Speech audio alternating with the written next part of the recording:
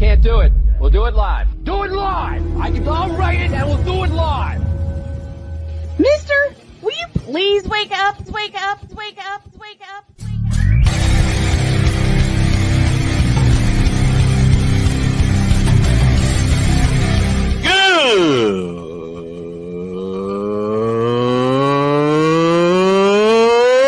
Good morning! Snowman here to all you Brock Purdy and San Francisco 49er haters. Shut up!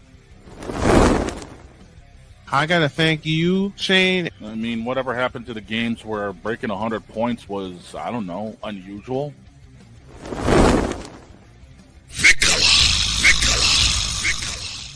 There was one word to sum up the All-Star weekend. Trays. Cause we take this job so serious. Splash Brothers, yes. Ray Allen, replace him with Steve Kerr. Reggie Miller, yeah.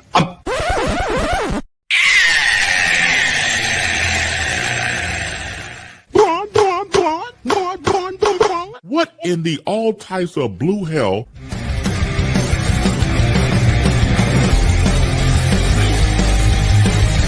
Oh yeah!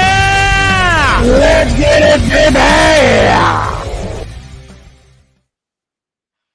Boy, we got a story to tell you to start things off. Yeah, we do. Good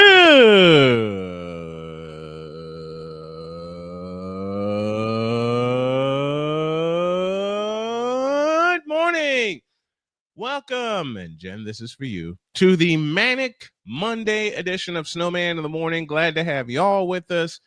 We are presented this first hour by Invader Coffee, fuel for the fearless. Snowman is here, so is the dog. Vicala's on the way, and we have a funny story to tell you about how our day started. See, we have this mutual friend, Genevieve Yoso, who's currently streaming in the middle of a 60-hour stream, which, by the way, if you guys want to poke your heads in, tell her the Dawn and the Snowman sent you.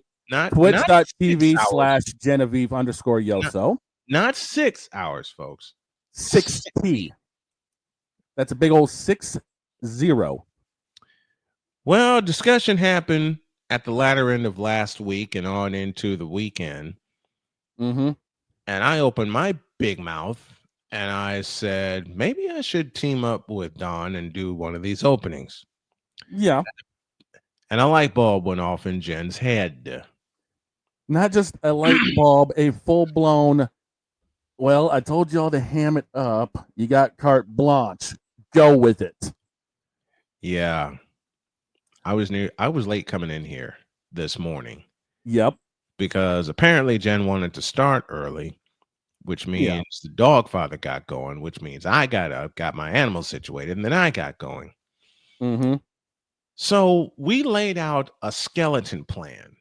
Yep. That I was going to start things, and then dog was going to come in, wrap it up, and introduce Jen. That went about as well as a wet fart in church, because once Jen hit the switch for us to go live, the first thing I hear is snoring. The next thing I hear when I'm like, okay, so who the hell's in my booth? The commissioner shows up. And it was in trouble from there. And what was supposed to be a 2 to 3 minute opening, like what I normally do for Jen streams, turns into an absolute chaotic 15-minute skit that brought the entire house down. It brought in Foghorn Leghorn. It brought in Bugs Bunny. It brought in the father. Yep. I still cannot believe I pulled the whole in the name of the Tom Brady, the David Ortiz, and the Manny Ramirez. Amen. For blessing the stream. And mind you, the entire time, as we were told by others who were on the stream with us when we started, they had to mute their microphones to stifle their laughter. Yeah. And then once I finally bring Jen in, I lean back so no one can hear me fall out of my chair. Mm-hmm. Mm-hmm. By the way, I'm hearing them in stream right now. Jen is saying that it was absolutely hilarious. And Jen, I know you're able to hear this. If you thought that was good, wait till round two. You ain't heard nothing yet. Wait till round two. You ain't heard. I'm gonna get a bonk stick, okay? Oh no. Jen's gonna smack me with a bonk stick, one for the commissioner, one for Bugs Bunny, one for Foghorn Leghorn, and one just for me being crazy. Well, again, this is what happens when we get carte blanche. We end up turning the wick up. Oh, and as if that weren't enough to start our day, we're sitting here in studio going over the college football schedule. By the way, I'm still hearing everybody laughing. Yep. There's Phoenix. There's Phoenix. Bonk times 100. Come on. By the way, you guys need to check Phoenix out on his Twitch as well. Please do. Let's show. Send him the love from us as well. Yep. Send him the love from us, and to everybody that was in that wild opening. Yes. This morning, it was wilder than a Michael Jordan shot over Craig Elo. All right, and Jen is falling out. Remember Jen right now in my ear. Jen's falling out of her chair laughing. Just remember, when it comes to Cleveland, everything always happens to Craig Elo. Thank you, Jim Durham, for that statement. So while we're doing the intro, the dog had made a joke. I forget what it was. And then I subtly said, that's not what she said. I had to deadpan that. Not this. I couldn't sell that. If I did, I would have been gone the rest of the open. I would have folded up and I would have been like, Jen, just freaking take this. And as soon as I said it, folks, I had to pull back from my microphone and I went, I can't believe I just spat that out. And I had to walk away. Yeah. I had to walk away laughing. And when he finally does introduce Jen, and thank you, Jen, for letting us do this. When he finally does introduce Jen, I think everybody in the room had tears in their eyes from laughter. Yeah, we got everybody on that one. I mean, literally, I don't know how else to put it. And Phoenix saying I had to mute my mic the entire time. Listen, you weren't Phoenix. You weren't the only one. Yeah. Okay. You weren't the only one. Then later on, and I want to be sure Jen hears this one. Later on, we're here in studio getting ready, and Dog and I are talking about the college football schedule. I leaned back and I said, honey, I think I'm going to add a team to cover this year. She says, who's that? I says, the Indiana Hoosiers. And she says, yeah, they were pretty good. And I said, well, yeah, they had a good season last year until they ran into Ohio State. And then Jody delivered the line of the day. Yep.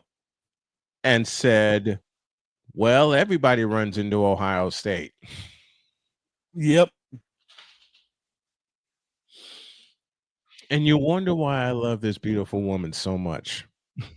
Right. RGB Phoenix, and thank you, Phoenix, for joining. Yeah, they're both streaming some Liars Bar right now, and they are. They've got us tabbed up as well. So, but man, best opening ever. Hey, Phoenix, you ain't heard nothing yet. We set the bar. Now we're going to raise the bar. Forget raising the bar. We're gonna blow that sumbitch sideways. Full-blown TNT incoming. Yep. All right. Down to business. Down to business indeed. Now I'm gonna need the tank. Oh. I'm gonna need the tank.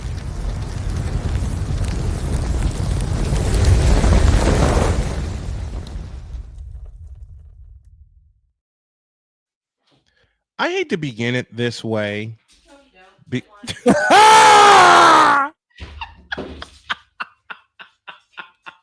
Wow. This just proves we have been laughing since like 7:30 this morning. This morning, yes.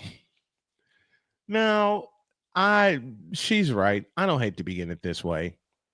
Let Tom me guess. Thibodeau, you a bitch.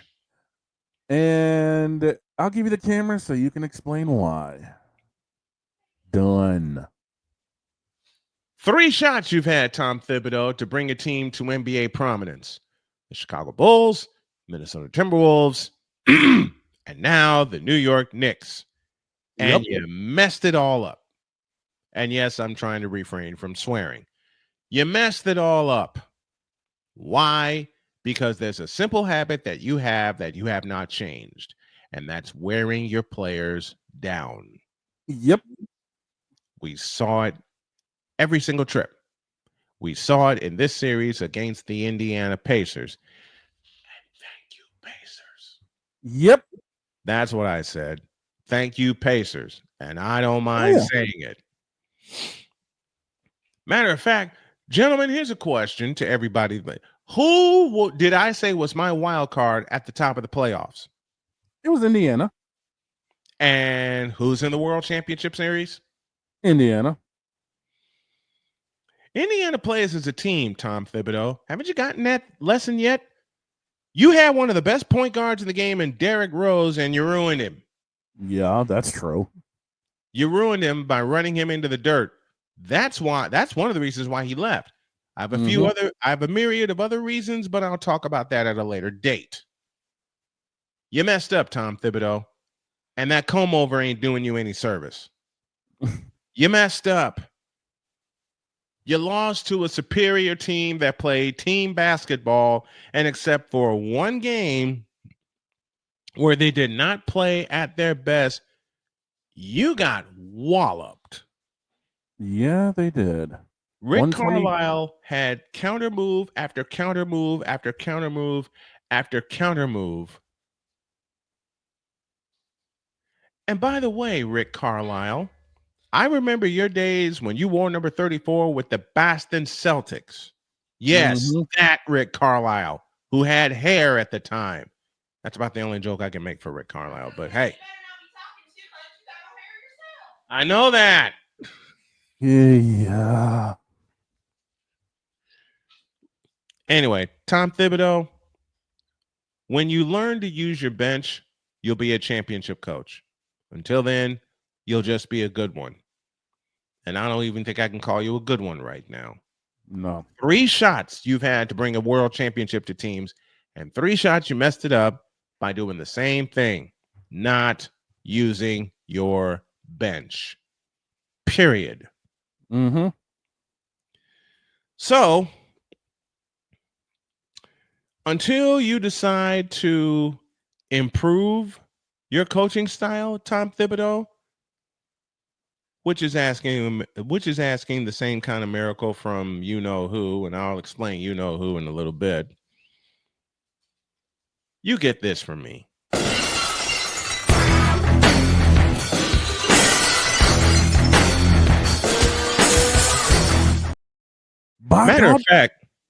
Matter of fact, you not only get that, where'd it go?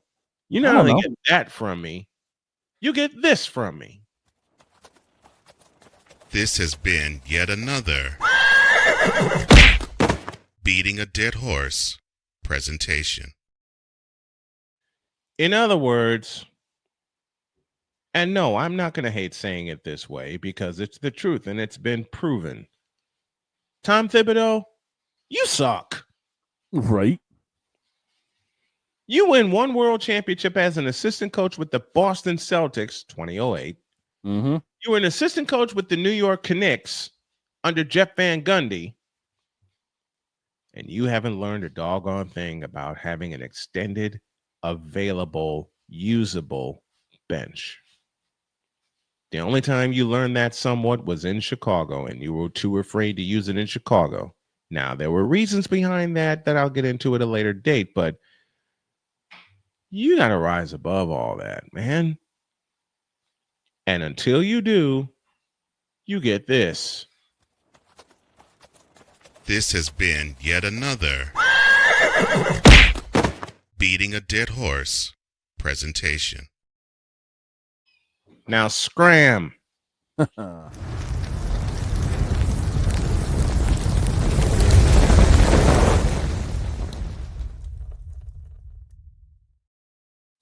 had that. Why do you keep pushing buttons on me? Coming up after the break, we were looking at the college football schedule. Oh, and God. boy, we found some juicy matchups in week 1 alone. We finally got something good we didn't get trolled for. For once. Took long enough. Back in the deuce.